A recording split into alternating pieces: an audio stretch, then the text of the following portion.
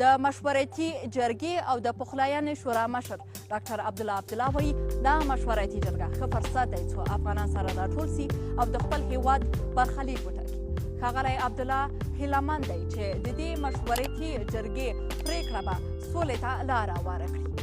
د دې جرګې په پرانیست غونډه کې پخوانی جهادي قومندان عبدالرب رسول سیاف ولسمشر محمد اشرف غني ته په خطاب کې وویل هڅه دې وکړي چې په دې هیواد کې ورور وژنه او د وینو سیلابونه دې ودروي.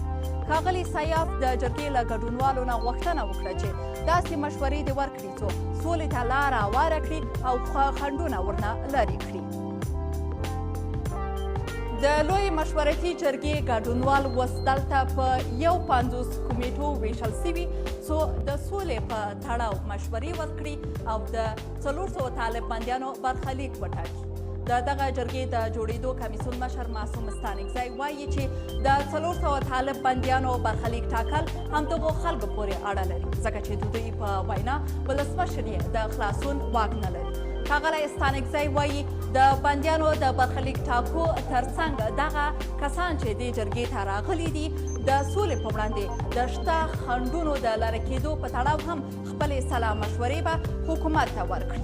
افغان حکومت یو ځل بیا پر طالبانو غږ کړی چې د خلکو خبرو ته غوږ ونیسي او ورته درناوی ولري. خو تر دې وړاندې طالبانو د لوی مشورتي جرګې د جوړېدو په غبرګون کې ویلي وو چې دا جرګه قانوني حیثیت نه لري او د افغانستان د ټولو خلکو استازیتوب نشي کولی.